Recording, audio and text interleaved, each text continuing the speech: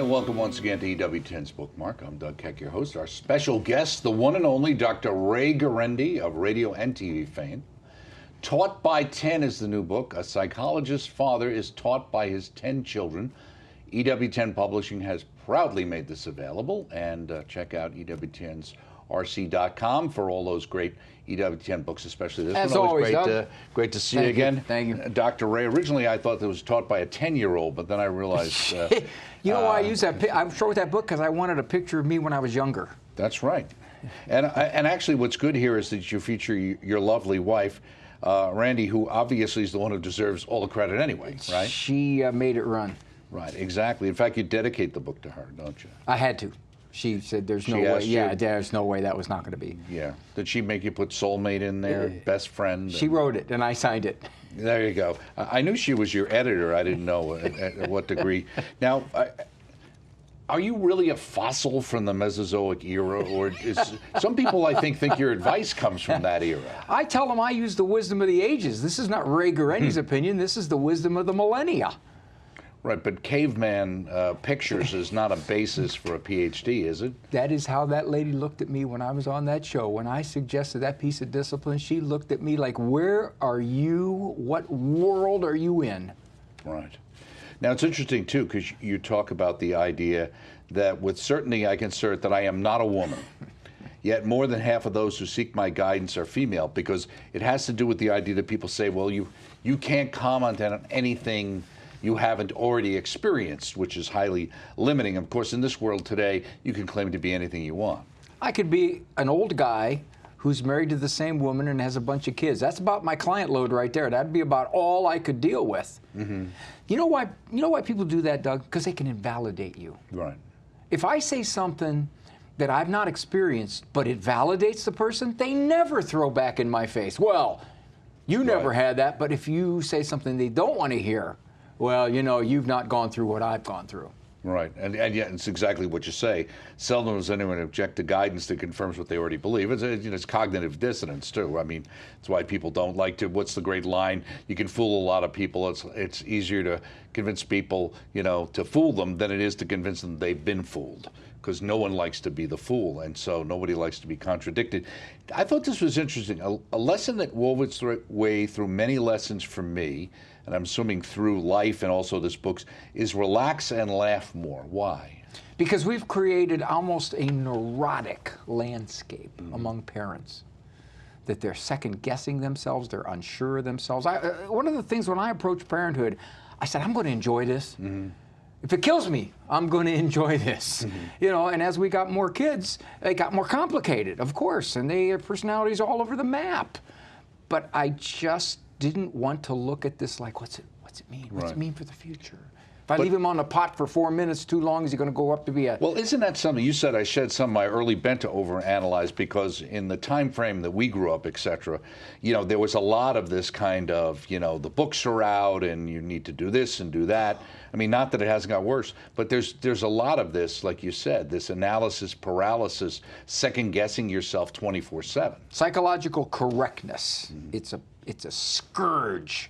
And it really affects the better parents, because they're the ones that are trying. Mm-hmm. Neglectful parents, what do they care? They don't have a book like that. Mm-hmm. What's a flashbulb memory? Oh, it's like, remember where you were when John Kennedy was assassinated? When the Challenger shuttle blew up? Yeah, remember exactly where you were. It sears it into your brain. They've actually done studies neurologically on that. Now, one of the reasons you decided to adopt, besides the fact that your wife is wonderfully loving and open, had to do with your lack of ability to have your own children, right? No. Tax deductions. There was a time there I wasn't paying any taxes at all. I had something called Sertoli-only cell syndrome, present from birth. I threatened to sue my mother, but the lawyer told me statute of limitations had run out, so I gave her a warning, don't let this happen again. Now, you've got to does Randy have a master's thesis? Yeah, she does. Is it an abnormal psychology? I figured married to you, it might be, you could be her test case, maybe. She got her master's, and then within 2 weeks, we adopted our first child. Is that what it was? Yeah. And what was her master's in? I tell her some flaky degree, family studies or something like that. I said, honey, could it be business? You know, you could kind of, I told her, I said, you don't work for a living. What do you do? Well, she probably needed as much backup as possible, knowing she was going to be spending the rest of her life with you. You talk about the fact that our diverse personalities at home helped your career between the two of you. How so? Randy is much more aware of parenting. I tend to be the enforcer, the backup. She's the one that notices when the kids are doing stuff, and then she tells me, Ray, did you hear that? What, honey? With your son. What son? The one named Andrew. We have a son named Andrew? She's the one, you know, women, they just are more observant. Absolutely.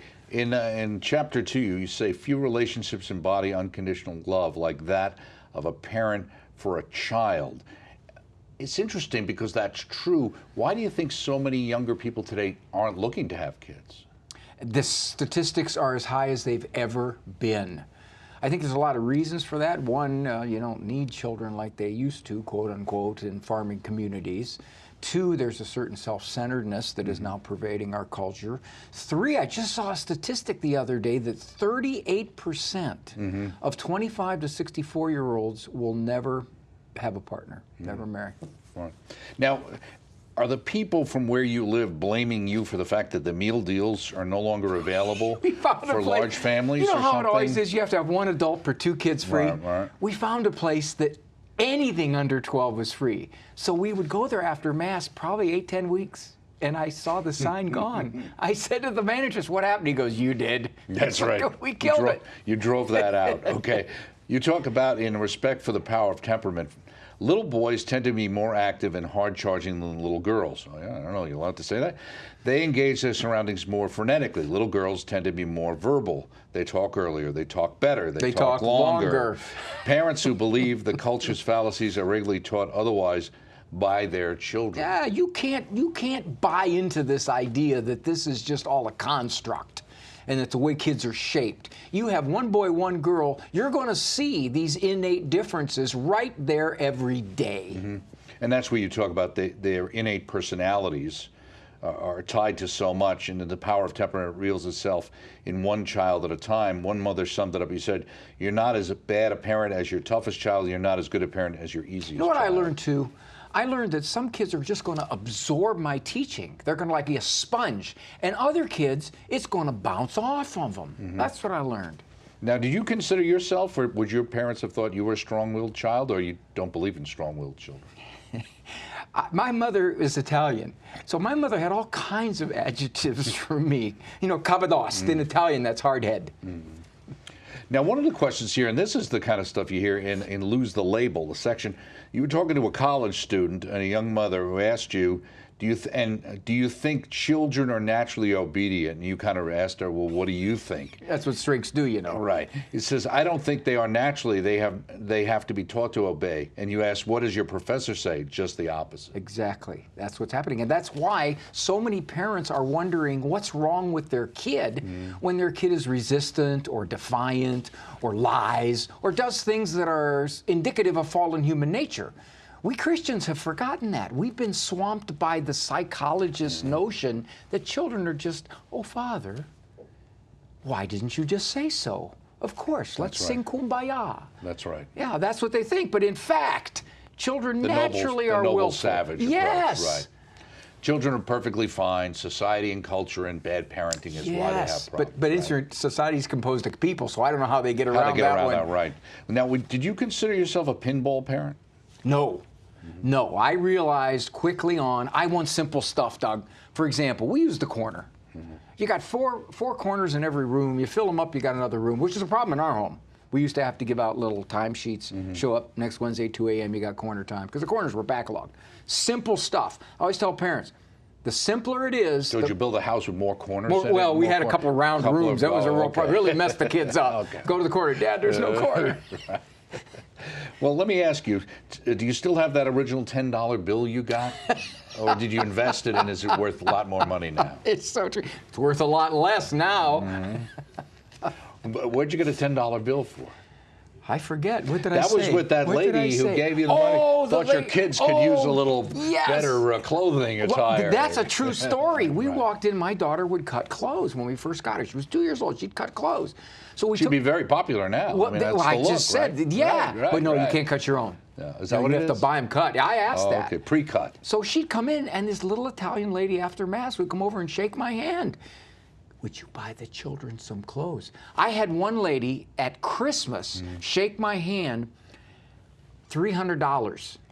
So the next time that lady tried to give me 10, I said, you cheapskate. I just threw it back. That's right. I'm not going to shake your hand for less than 200. That's exactly right.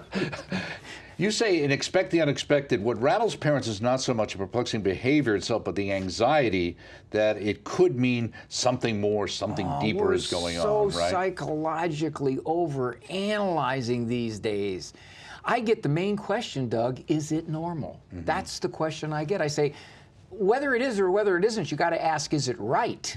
You know, a 3-year-old will throw a fit on you, that's normal. It's not good. You know, a 15-year-old will mouth off if you let him. It's not right. So the is it normal question really plagues parents. In this section, Relax, you talk about something called the MCS. I remember MC5. That was a good band from the Midwest. But middle child syndrome, and you seem to cast some doubt on it. Oh, it's first of all, it doesn't have any research support. What you usually see is that if the middle child is the toughest child, it's probably because of her temperament. I always tell parents, you're worried about middle child syndrome, don't have an odd number of kids, you know? You have another one, give one away. You just keep them even. Well, that's it. Get out of the middle spot. You can have upper middle, lower middle. You also make the point, I think, that you thought that became more of a diagnosis the smaller the families got. Absolutely. Because think about it. We had 5 middle children as our family grew. So how long do you have to be a middle child to contract middle child syndrome? Right. Most of the time it's that 1, 2, 3, so you got that one in the middle. And parents will say to me, they'll say, no, that's true. He is the most difficult. I go, well, he had a 1/3 chance by temperament. Right, but if you had 3 children, the second child was a middle child, but then if you added 2 more, there was a different middle child. Different middle child. Your youngest became your middle. So you have multiple middle children that's you got to exactly deal right. with. This is an interesting response. Not that people who listen to your radio show would be surprised. A colleague asked me, do you have any regrets as a parent? And you said, I don't think so. I said, I don't think so. He got upset. How could you not have regrets? I said, if you're saying that I look back on it and I say to myself, I somewhat consciously and deliberately did what I wanted and was in my best interests, that would be a regret. But all of the mistakes I made, I don't even like calling them mistakes. I see parents are too much into that, I made a mistake. Whatever I did that may not have worked out as well as I wanted, I didn't do it on purpose. Right, exactly. Yeah, it might have, in retrospect, you realized was not the right path, but it certainly wasn't designed to be a mistake. What is EPD? I don't know. What did I say it was? Well, you say here, I have a chronic case of EPD. After all, I'd have PhD after my name. Enlightened Parents Disease. Oh, yeah. That's when you overthink. That's when you just know so much and you're into the books and you know how to talk and you use iMessages and not U-messages and active listening and you make sure your sticker system has the right amount of stickers per square inch. That's what happens. You make this a formula. And if you blow the formula, then the kid's not going to turn out the way you want. And you talk about the affection connection. On the whole, younger children give and take affection as naturally as they breathe. You say a word taboo among gurus of parenting is quote-unquote punishment. Although less harsh-sounding words are to be substituted. Correction, guidance, consequences, discipline, though that also has some problems, as you say. You say if affection comes and goes with a child's good and bad conduct, however, it becomes conditioned. I've seen parents do that, where they'll essentially emotionally shun the kid to show him how displeased they are with him. One of the things I learned the most, and the shrinks will tell you this, they say, well, adolescents, in their striving for independence, are uncomfortable if a parent shows affection out in public. There was no way I was going to let my kids not let me show them affection out in public. My 17-year-old son played basketball. I'd sit in the bleachers, 3, 4 back. Before the game started, wait for the opening, I'd go down, I'd hug him, I'd give him a big kiss, right in front of his friends, right in front of the coach, right in front of the bleachers, and then I'd encourage him.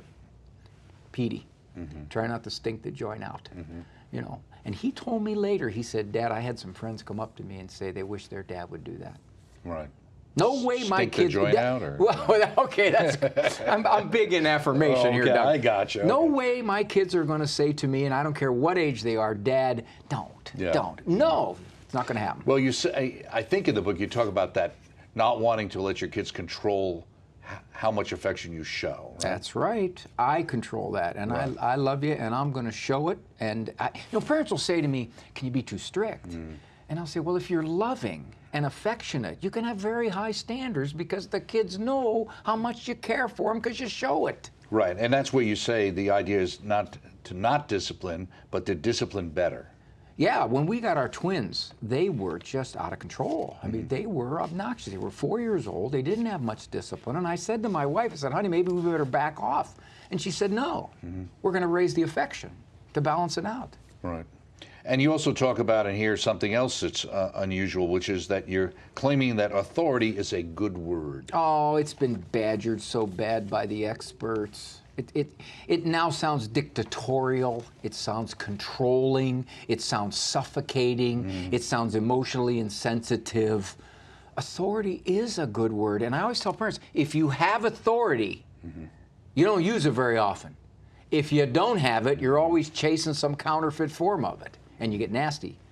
Now, you don't play first, and so you're not who's on first. Where are you in the softball field these days? Oh, pitching? I'm back on the mound now. Back on the mound? You know, I run as fast, just in the same place. Right. That's in your section on the power of perception.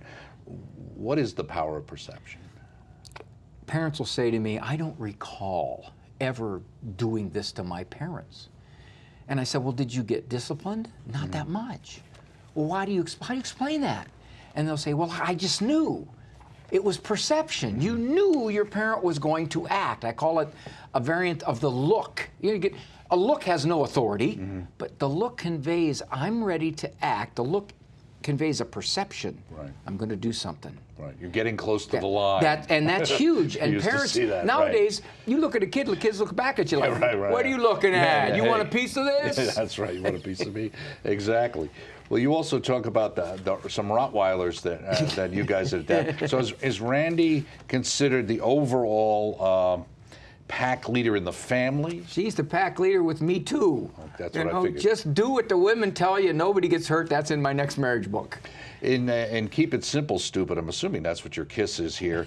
Early in fatherhood, I learned this about myself. The easier it is, the more likely I am to do it. The more likely I am to do it, the better it works. The better it works, the less I have to do it. You ever see a refrigerator with a dead sticker system? You know, I'm going to teach my little 5-year-old how to make a bed, so I'm going to get a catalog of stickers and we're going to put them all up there, and they just fade away after 2 weeks because we're not accountants. We can't keep track of this. I say, keep it very simple. Well, what should I do when he pushes his brother? Stick him in a corner. Well, every time? Pretty much. Make it simple. He'll get the idea. He'll get the idea. He knows what the reaction is going to be. You talk about blackout. What do you mean blackout as a potent I had to discipline? develop that years ago because the experts all talk about if you put a consequence on a child, he's going to go, oh, yes, Father, did you want me to put my head down at the table? Did you want me to write an essay? Most of the parents who come in my office, good people, can't get a child to accept the discipline without a fight, without an argument, without coming out of the corner 27 times. Lady came to me once and she said, I can't get my 14-year-old to accept anything. I said, okay, here's what you do. You give him the consequence, and if he refuses, you shut everything down. Totally everything. Privileges, the kinds of dessert or food you're going to put in front of him, money supply, everything. And she went, you mean blackout? And I said, that's a great name. It is probably the single best thing to get parents back in authority of anything. To show who's in control Absolutely. and who has the authority. Now, what does ice cream have to do with slot machines in relation to reward systems for your kids? Do you know what slot machines are based upon from a perspective of a behavior schedule? It's called a variable ratio reinforcement schedule. In other words, you don't know when you're going to get rewarded. So you see these people standing in, well, they don't do this anymore, do they? They do No, this. they hit the buttons. They do now, like right. this, okay? I always remember these. That was more fun. That is the most powerful reinforcement schedule. So I tell parents, if you're going to And you get a little bit just to keep you going, right? If you're going to reinforce a child, tangibly especially, random. Do it at random. Don't do it every time. There's research that indicates if you give a tangible reward every single time, when you take the reward away, the behavior drops below where it was. You talk about the idea that words may sound like discipline, feel like discipline, even get some compliance if said with enough volume, but words are counterfeit of discipline. How so? That is probably the number one substitute now for parents. They think if they talk enough, if they nag enough, if they get loud enough, if they reason enough, if they negotiate enough, if they remind enough, that they're going to get compliance. Words follow the law of diminishing returns. The more you talk, the less cooperation you get. I always tell parents, if you're not going to back up what you say, don't say it. It's better to let the child get away with it than to simply talk, because you'll lose credibility too, and you'll get away with it. Right. And you also make the point that in talking less, you'll be heard more. Absolutely. There's no question. We define a lecture as anything over maybe 27 minutes. Kids define a lecture as anything that says, you know, when I was your age, or anything that's a compound sentence, or anything over 22 words. You know this. They look at you like, yeah, Right, here it comes. 106, Right. yeah. And we think we just keep going, they're going to finally go, I got it. Right, I got it. You know, Dad, had you stopped 22 minutes ago, I don't think I'd have been with you. Right. You also say that your kids once conspired to unionize but fell short by 1 vote. Yeah, we bought off the little ones.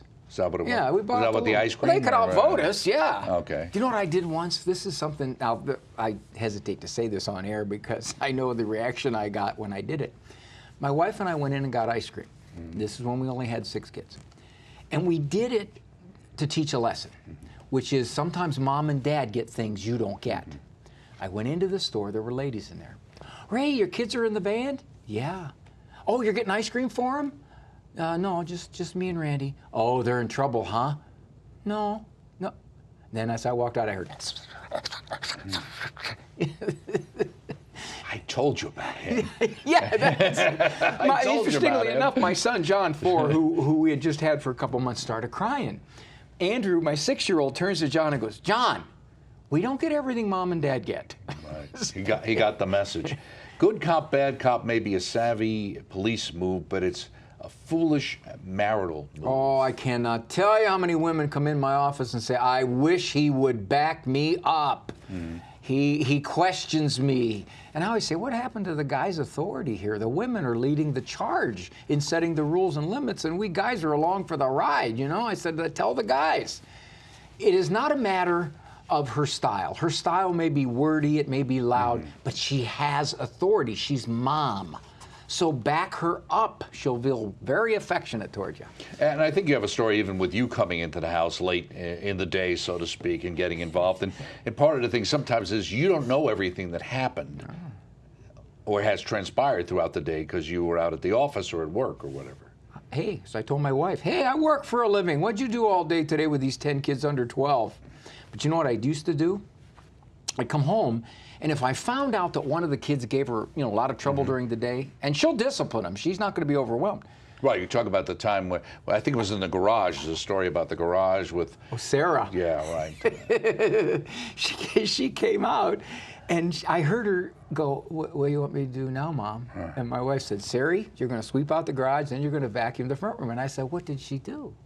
My wife said she rolled her eyes at me. I said, well, what'd you do? She said, I gave her 2 hours worth of labor. Now, labor is you got to do everything you're told. And I said, 2 hours for rolling your eyes at your mother. Is that because that's so terrible? No, it's because your mother is so valuable. If you ask me a question, Doug, and I do this. Right, no, I know. That's disdainful. But yet we expert types tell parents they're supposed to accept that because children are expressing their feelings. Right. Well, it's also interesting because, you're like the fountain of youth here, of course, but you actually in that picture I am anyway. Moved up in age here, and so you talk about the idea in a chapter. We already raised our children. Our grandchildren's parents have the right to be more loose than we would be. So too, they have the right to be more right or tight, I should say, than we would be. What do you mean? My wife and I learned very early, shut our mouths.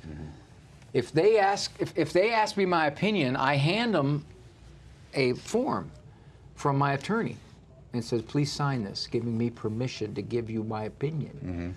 We don't say a word unless we are asked. And if they're letting their little one get away with something that we wouldn't let them get away with, Now, if they're in our house, a condition of mom and Dad watching them is now our discipline rules. Well, let me ask you the idea. So, what is the greatest lesson you were taught by the 10? Be as affectionate as you can be. You cannot give enough affection. You can't say I love you enough. You can't give enough hugs and kisses. You can't just out in public take their hand.